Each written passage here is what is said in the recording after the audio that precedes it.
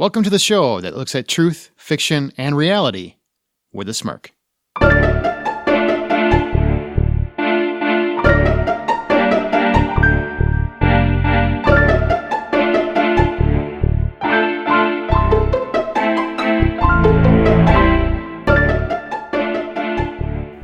I'm Aaron Peterson. I'm Amanda Sink. And I'm Zach Parkerson. And welcome to Smirk. Each week, one of our hosts introduces an original story, which we then use as a springboard for a spirited and lighthearted discussion on whatever the moral or theme of their story was.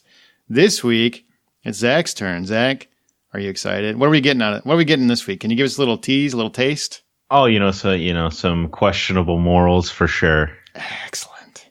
Yeah, that's what I like to bring to the table. Are we going to dive deep into some sadness, some angst, some... I don't feel like it's sad. I feel like I say that every time. It's not super dark. By your standards or ours? By America's standards or by the ISIS? Wow, that's quite a scale. It's not as deep somewhere anymore. Into the Soviet Union. Oh, so somewhere kind of in the middle. Be careful. They might interfere with our podcast results. All right. Are you ready to tell your story? Oh, sure. And Putin, please pay attention. Gather around the campfire. It's time for a story.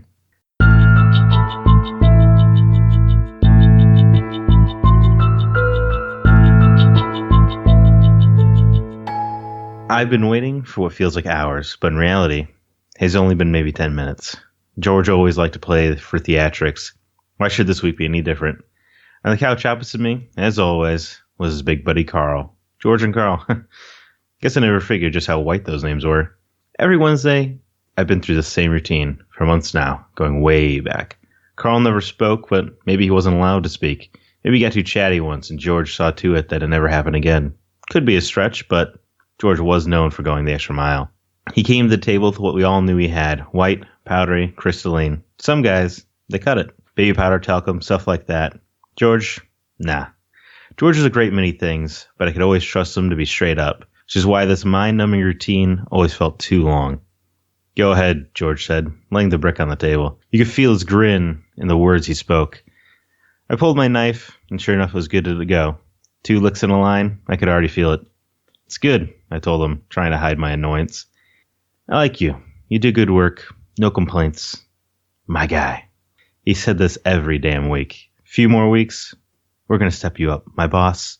Swell guy, my cousin, actually. He'll see you. We could be partners, bro. Again, you could feel his glee.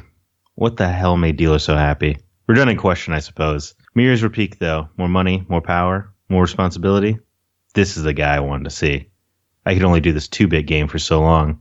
Count me in, I told him, careful not to reveal my excitement. Would hate to give George the impression that we're friends. See you, buddy, he exclaimed as I left. The money was already on the table as always. A wave of the hand, and I was outside. I got to my car, and I whispered to myself, finally. It would only take a couple more weeks, and I could finally meet George's boss cousin. Almost there. Soon we could begin taking down the kingpin of Coke. Oh, it's like a New Jack City vibe. Yeah, I try to, you gotta shift the genres every now and again. Can I ask a very important question before we get to, the smirkishness of your story? The smirking? Yeah, the smirking of your story. That's what we call it. What, did they do the old TV thing where they take out the knife and they actually do the taste test? Of course. Because you can't do it any other way. Can't tell what cocaine tastes like by tasting it. I didn't know that was a thing, but all right. I've seen it on every television show ever made, and that TV is real. Absolutely. If it's on television, it's 100%. Miami Vice was a documentary. That's why I wore pastel suits. Yeah, still do. To live the dream.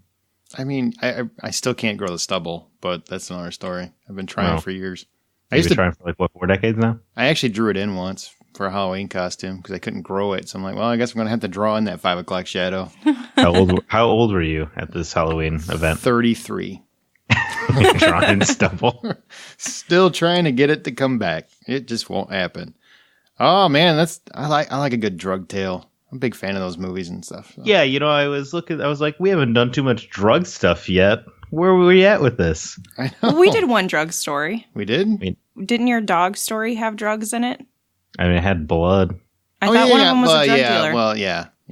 Not as detailed. Well, I grew up around drug dealers, so I mean, if I tell you a true story, it's probably going to be there. Yeah. unfortunately. I never did or sold it. Right. Just to clarify, authorities. That's easy profit, son. So you've heard. Nothing. So you've heard. Yeah. Word on the street. Allegedly. Word on the street. I don't know why his friends call him Kingpin, but Zach's got quite He's a really good bowler. Well, yeah, it's capitalized. It's Kingpin of Coke. This is his name on the streets. That's how they know him. But nobody could ever find him. It's always amazing. Yeah, I had to catch a movie at 3:00 yesterday, but Kingpin of Coke was running late. All right, so I'm curious. Well, I guess it's up to us, right? What do you think, man? What do you think the moral is? Oh, I have no idea. Drugs are bad. Don't trust your friends, because even your friends, they got. Yeah, don't trust your friends. Well, you know what? The moral of the story is trust. Oh. You're pretty close. You got it, Aaron. You just needed to go down to one word. I think we're gonna go ahead and let him have that one. No. I mean, I'm gonna trim some words, and I'm going with trust.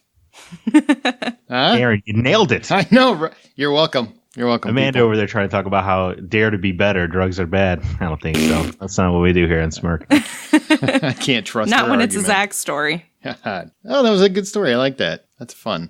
Yeah. So, what do you want to talk about? Drugs. Well, you know what? Yeah. You know what? First question: drugs. Thoughts? Bad. But I can understand when people get into them. Well, that was a very cut and dry answer, guys. Well, let's be honest. I mean, it really depends on the drug and the purpose and where you're at and how much you So what if you're just doing it safely in your own home? What kind of drugs are we talking about? As long as Bill Cosby's not present, I'm fine with that. Well, that's different. Too soon? I don't know what the time limit is. I don't care. It's still fun. Bill Cosby comes to my house and goes, hey. And I'm in for trouble. I'm going to have that in my head the rest of the week. All right, really, what's your real conversation? What do you want to talk about?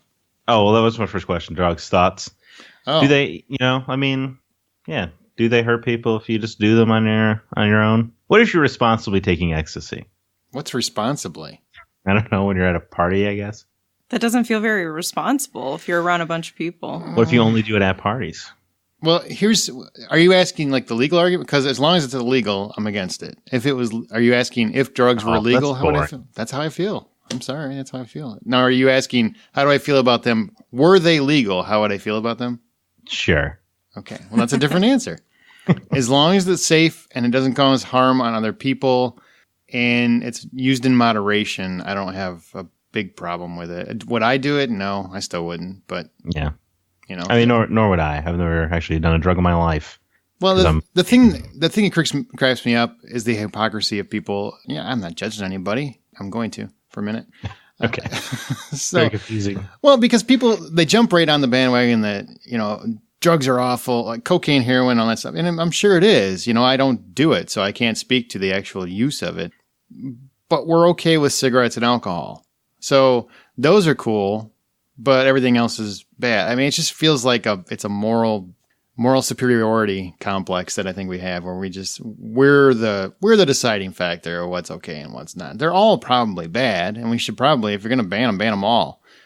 But people have the right to destroy their own lives if that's what they want to do. I just don't like it when it affects other people.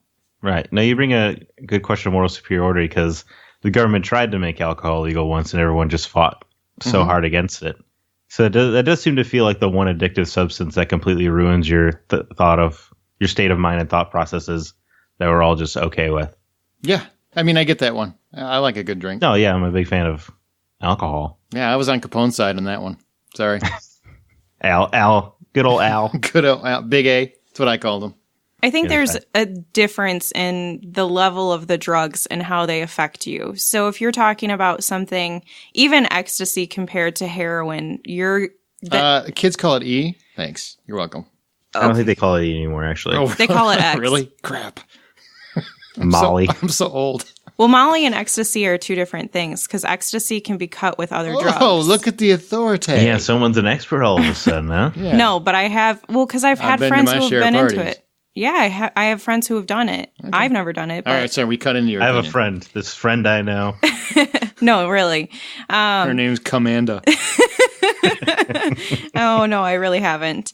But I feel like there's a difference on how they affect you and the level of addiction that they create and how they alter your entire life. When you look at heroin and you look at the addiction problem in our country, because it is a really bad epidemic right now, heroin affects people in a very different way. And I think until you see someone on heroin, you're not...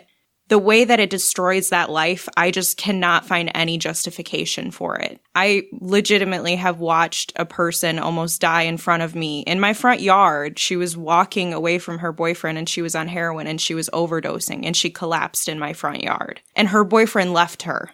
So Did you roll her into the street so she wasn't on your property? Insurance protection? Smart, Aaron. I like where your head's at. I went out there and I helped her. And she ended up... I would help her too, right into the street where she was clear from all Yeah, I'm not going to help. I'm nobody's hero. You guys are terrible. I would help her, just not on my property. That's all. I would not help her, and I would not have her on my property. Yeah, I was going to say, Zach's not doing any of that. He's going to shut the front door. I didn't see anything. He's dragging her to the grate looking for Pennywise. Oh, God. Clean up my mess. So, but I mean, I think until you see that in person and you see the way that it completely destroys someone's life, even if they're the ones who are making that choice to destroy their life and they're somehow not giving it to other people or trying to get them to do it, which they're going to do, they're also destroying their family and friends' lives because they're having to watch somebody they care about suffer from an addiction and eventually die from that addiction when that person inside of them doesn't really want to continue to do this, but their brain is so attached to this drug that they can't escape it. And I think that's where a huge disconnect is that people think, oh, well, if they're on drugs, they want to be on drugs. Well, maybe they tried it. I don't think anybody here thinks I was going to say there's a lot of people who do. There's a huge stigma around people with hair who I assume all those people have never had a harsh trial in their life. I would imagine everybody's had some sort of trial in their life that they've had to overcome. I think judgy McJudgersons usually are judging things that they have never really understood. Well, yes, that's true. They may have not encountered what somebody who's on drugs has, but they've all had their own experiences. People just handle them differently. And when people see someone... I would never do drugs. I'd just yell at my kids all day. Right. Everybody has their own form of release. But when somebody goes to a party and the reason there's such a huge epidemic is because people try it, even though they should know that you're going to get hugely addicted to it. Oh, you're having fun. Right. They think that our society has made drugs seem like it's fun. Somehow heroin has become like a fun, popular thing. Okay, can I stop you for a second right there? Where is it happening that society is making heroin seem fun? Because I don't know anywhere where that's portrayed. I've never been to a party and someone been like busting out the needle. Yeah, it's not portrayed that way. Coke, maybe. Coke, incredibly popular. Coke is incredibly popular. People will do it in the back of a bar, and I've seen that. A lot. Do everything in the back of a bar. Ooh. Yeah. If you're having the right night, everything happens in the back of the bar. Yeah, but I think people... But I don't think movies and TV and even, I don't even think that where entertainment glamorizes just about everything else, violence and cocaine and marijuana, definitely. Marijuana's cool, I can't remember ever seeing heroin glamorized and showing like this is a party drug. Every time I see it, it's like meth. It's just the worst thing ever. Right, but you're seeing it after somebody's already completely invested in doing it. You're not seeing the beginning stage. No, I'm saying every property I've ever seen it on television or anything else, it's not glamorized. It's just not one of those drugs. And I'm not saying that entertainment or pop culture is glamorizing it. I'm saying people are, when they're going to do it, it's just another drug. It's just another fun drug. When cocaine is so acceptable to people who are doing drugs at a party, it's not hard to go from that to heroin because at those situations, they're just like, oh, it's just another drug. Just try it with me. You tried Coke, didn't you? You tried ecstasy, didn't you? Why don't you want to try this? I would, and I'm speaking, this is going back to the hood days. Heroin is really the kind of drug that people take to forget. It's not a party drug. I would not agree that it was a party drug based on the people that I know that took it. It was because that's the one that will get them over the edge and it will put them where they can forget about everything that's bad in their life. I think all drugs are that. No, they are, but cocaine, ecstasy, marijuana, those are more, I don't want to say party drugs because that implies that you should do them to have fun, and I don't agree with that. But it's more of cleansing the soul drug. It's just, it's a sadness drug. It's something to forget my sadness. There's nothing, I'm going to have fun doing heroin. It's just, I'm going to do it. It's like meth. I do it to forget the sad things that are happening in my life. That's how I see heroin, or how I've seen people that were on it and had a problem. That's how your friend saw it. Yeah, that's how, unfortunately. Yes. Well, and maybe I should clarify what I meant, because I don't think people are like, oh, this is going to be like a joy. I think we both made our points. I was trying to clarify. No, clarify. Okay. Go ahead. I was just trying to say that, not that they're like, oh, this is going to be so much fun, we're going to do drugs, yay. But I'm saying it's so susceptible when they're already doing other drugs that they're like, this is just another drug. It's just something else that I can do. It's possible. And that's the reason I say that, is because I have a couple close friends who have lost a lot of people to heroin addiction. And that's how they got into it, because it was just easy, and it's easy to get it. So when they're just it might not be a party. It might be like with another couple friends who are doing drugs, and somebody is like, I bet you can order it on Uber. On Uber? Yeah. I think like, you can have it delivered. Can you bring? Well, there are delivery services for weed, like out on the West Coast. Are there really? Yeah. Sure. In California, like they legitimately have delivery services. That doesn't surprise me. Artists. I don't want California to succeed already. We don't want you. Unless you're listening in California, in which case we want you. Just not your state. Yeah. Just not your state. That's funny. Zach, where do you stand? You've been kind of quiet on this whole thing. Yeah, I don't know. Like I don't really even drink that much anymore. So maybe I think I'm the boring guy. I don't think that makes you boring. I really. It does. No, I get that stigma. I mean, I know why it's a stigma and stuff, but I just if you have, maybe you're just boring in general. But if you have to do drugs or drink or whatever to be interesting, that's not somebody I want to hang around anyway. Right. Yeah, I'm not a prude. I do drink. It's just at a certain age, the drinking catches up to you. Yeah. But also, it's something about having my state of mind altered. It got old to me with alcohol, and I never felt like I wanted to even try drugs because I like to be in control of my faculties. Well, here's an important question: because you're such a joy currently, how amplified is that when you're? Because usually when people are drunk, it's a truth serum of a degree. Whatever your personality is, it's amplified. So, interesting. Do you get more dour or do you get jovial? It depends. If I'm around people, jovial. If you're alone, you get very sad. As you should. I mean, you're getting drunk by yourself. It's just weird. Yeah. Then you black out in your apartment and you wake up and it's 4 p.m. the next day. And you're out of Cheez-Its. And you're like, boy, I really got to cut back on this. So, I have a question for you, Zach. You said that you like to be in control. You never wanted to try drugs because you didn't want to have your mind altered in some respect. So why did you drink? They always made it seem so expensive too. But alcohol is pretty pricey. Right. I've been around enough alcohol to where it was affordable. Mad Dog 2020 is $3 and you'll be fine. So was it because it was just more acceptable and it was cheaper and I'm just curious what made you decide to do that versus like always avoiding drugs? I mean, eventually you got to do something at these parties. Everybody else is inebriated. You can't be the only guy in the room sober. That's no fun. Yeah, you can. I've done it. And then it's fun to watch. Maybe I'm not. Maybe I'm the boring guy. I don't know. But I can have a lot of fun with or without alcohol. I don't need. Actually, the only reason I ever drink, allegedly underage, is because TV and movies made it seem so cool. Yeah, I remember when I was younger. I went to a party and somebody was doing coke in the bathroom, and everybody was like, "Ooh, hoo, hoo," and thinking that was the coolest thing because apparently it was on TV all the time. And I'm just sitting there going, nothing about that looks cool. You look dumb. You're sitting there with your little blade cutting everything up, which I think they just do that in the movies. That's where he obviously learned it. And then he's like snorting it up. I'm like, that's not good for your nose or your. How are your sinuses right now? And then he just acted like a douche. And then apparently parts of him weren't working after that. That's what I heard. So, yeah. So I'm like, none of this fun's fun. None of it. Wait, are you speaking from experience, Zach? Are you sure you never did drugs? No, it was a friend. A friend named Packery.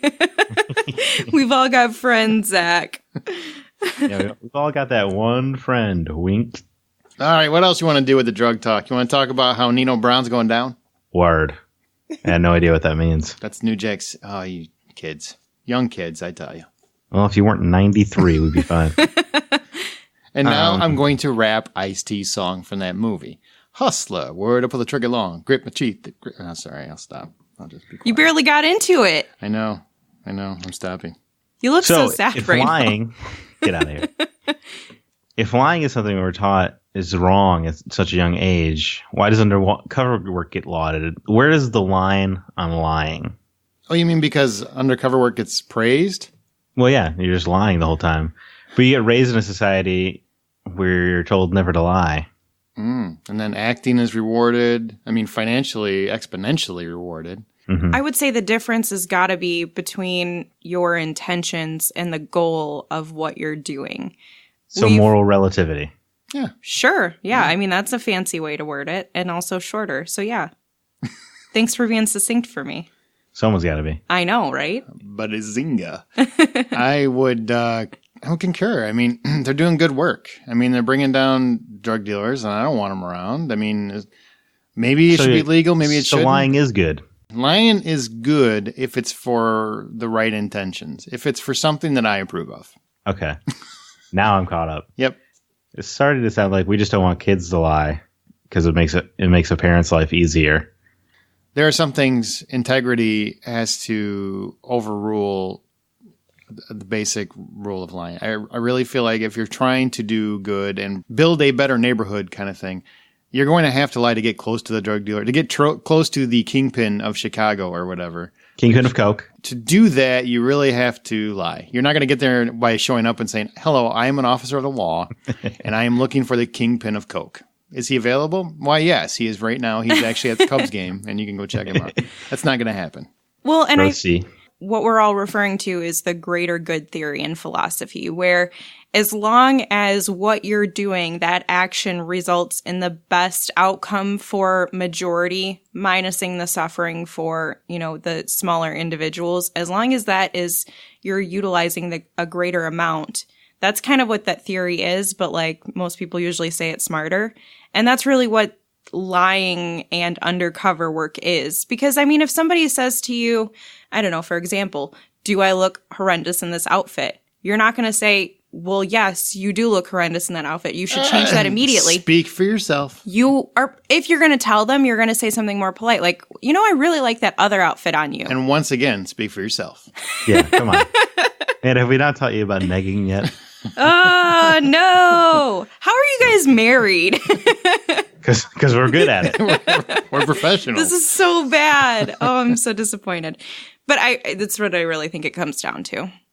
So I mean, it does sound like, well, for the greater good that's an interesting argument. Thanos was for the greater good.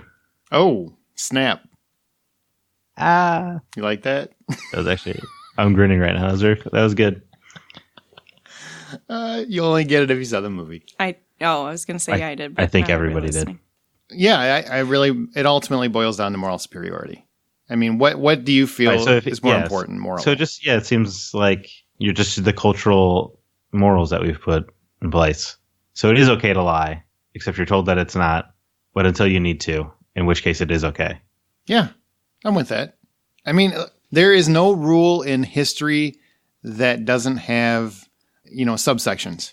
And that's just one of those rules. Yeah, don't lie, but there's like an asterisk there. Yeah, there's an asterisk. There's always an exception to every rule in history. Every single, do not kill unless someone's trying to kill you. There's always an asterisk. So that's where I would land on it. It's an asterisk. There's plenty more reasons to kill people, Aaron. I was just naming one that was legally defensible. Well, all right. Let's move on to George thinks he has a friend in our protagonist. Does your heart hurt for him at all? Or do drug dealers deserve to get hurt? That's a loaded question, by the way. That is a loaded question. You're damn right. I've actually thought about this one a lot, unfortunately, because I've seen so many of those undercover movies where I'm like, man, that's just rude. I get the drug dealer is an awful person who's done some bad things, da-da-da-da. But every single time when you see somebody who's actually trusted someone and they turn them over to the cops or they've been snitched on or they broke their heart in some other way. I always feel bad for them, even if they're doing wrong, because that still hurts. It would hurt me, so I empathize. I was going to say, you can still have compassion for people who do bad things. That doesn't necessarily mean, I don't think that it makes you a bad person by definition to be a drug dealer. Your circumstances got you to where you are, and there are, I'm sure, plenty of drug dealers who would rather be in a different situation if they could, but they're so far invested into it that they're not sure they know anything else, or all they've grown up around is drugs, so that's all they know. I think our society, with not having a way to help those who are living in poverty and who are living in those circumstances around drugs and addiction, we're just going to continue to foster those types of people. I don't think you can just arrest all of the drug dealers and think that the problem's going to be solved. I feel like there's a deeper sociological issue that you have to get to the root of, and that is helping those people who need help before they get to that step, which means helping children. And if we're not helping those children, then eventually we're just going to continue to have the same problem. Drugs aren't going to go away, so we have to help the people who need it before they get to that phase. What does it have to do with the friend and the trust thing? Because... I see the soapbox. It's back up. It's okay. All right. What I would say is I had a friend whose cousin was a drug dealer when we were younger, when I was a teenager. And what he did was a bad thing, right? He sold drugs. It's illegal. He was a really good guy. Everything else I saw of him was a really good guy. He donated to a youth shelter. He was constantly helping out his friends, quote unquote, coworkers. It's one of those things where you don't want to hang out with him because you don't want to take a chance of getting shot. But every time I saw him, very nice guy. I mean, I never saw anything. I didn't see any of the seedier side of him that I'm sure is probably there. So I don't know. To me, everybody has a story and a backstory. And I think just writing them off because they committed a crime is not the way to look at it. But you can still feel sorry for them. Don't you think the majority do? What? Feel sorry for them or write them off? No, write them off. Absolutely. I know for a fact most people do. I see them. Oh, he dealt drugs. Oh, well, that doesn't necessarily mean that he can't change or he can't do better or he didn't want to do better. He was providing a service people wanted anyway. There you go. It's franchising. Got to keep those college kids feeling good. And you see that with people who are arrested for dealing. And when they're offered a second opportunity, even if they've showcased that they're actually willing to do something different and have been they've been a different person while they've been incarcerated, but society still doesn't want to give them a second chance. Well, you did something so bad, so you're never allowed to redeem yourself. While there's a lot of hatred and resentment towards somebody who is so willing to take lives when it comes to like heroin dealers and meth dealers and things like that, but I still think that you can still hope for them to be better, and you can still try to give them resources to be better and give them more than one chance, because they probably were only in that circumstance and that was all they were offered. Once you do the time, I'm okay with giving them another chance. So there you go. Yeah, most corporations aren't. Turns out. Absolutely. No. I mean, to a degree, I understand. I mean, you got to protect your investment. There's a lot of legal liability. I want to quickly shout out if you don't hire somebody because they're an ex-con, you are fundamentally un-American. Really? I'm curious. Yeah. Explain. Because, the whole prison system is built in the idea of a jury of your peers. You do the time for reformation. You get back out. You've served your time. The idea is that you're supposed to go to prison and it's supposed to help reform you and get you ready to integrate back into society. But as soon as you get out, companies like, oh, well, let's not blast big companies. Big companies just fundamentally don't hire these people because they can't take the risk. Then that means that you do not believe in America, plain and simple. Wow. I like your argument. I don't necessarily agree with it 100%, but I'm empathetic.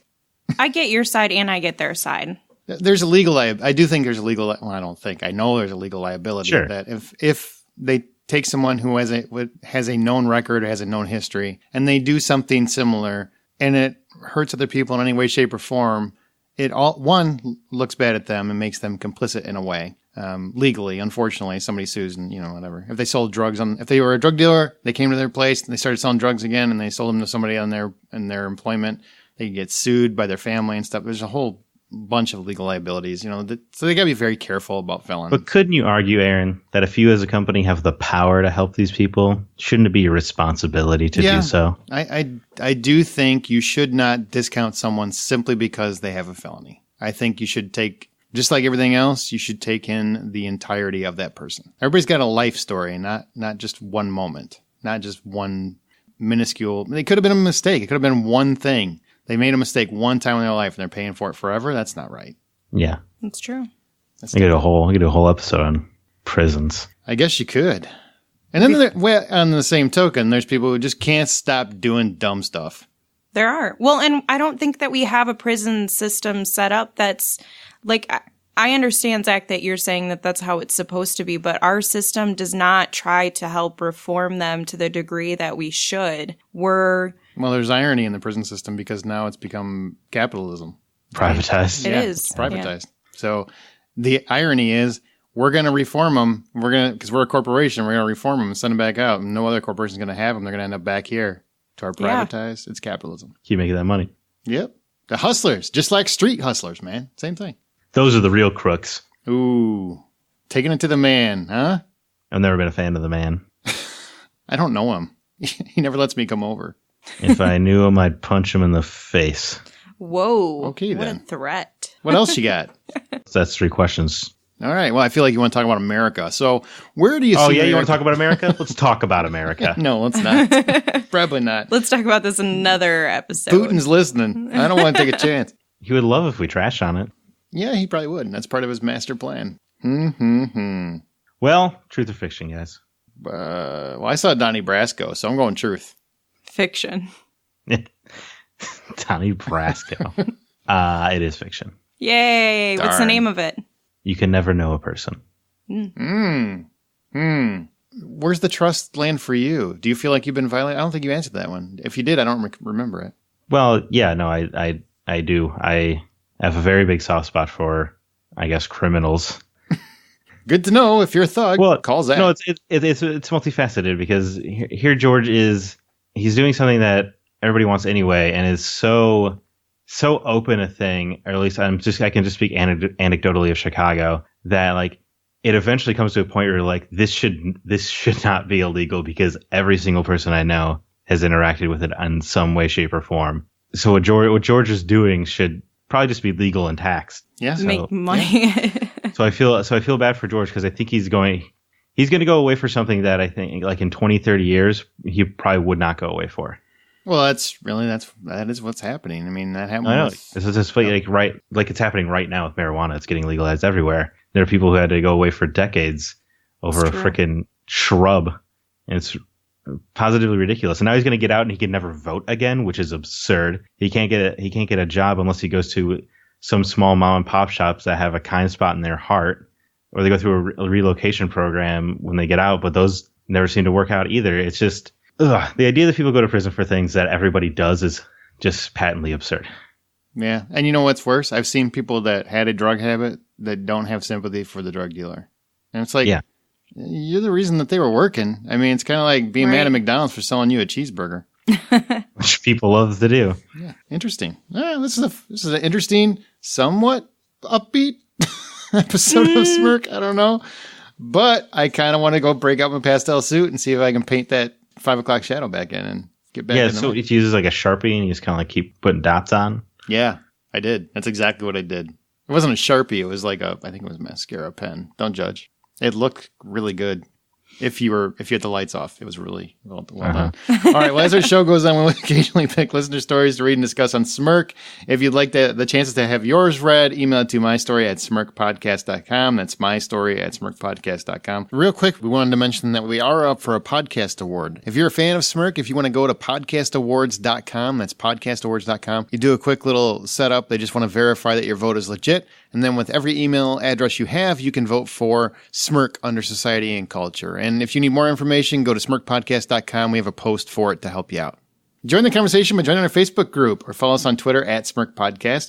And be sure to use the show's hashtag Smirk. Also, please leave us a review if you're listening to us on iTunes, Apple Podcasts. I always say iTunes, even though they don't go by iTunes anymore. People still know them as iTunes. Also, Google Podcasts. We're available everywhere. We're on Spotify. Please leave us a review if you do enjoy the show. Don't miss an episode. Be sure to subscribe to Smirk on your podcast app and also share it with your friends. Tell your friends you like the show so people listen to it. Zach, you want to take us out with your drug deal story? As you tell your own life story, always remember to tell it with a smirk.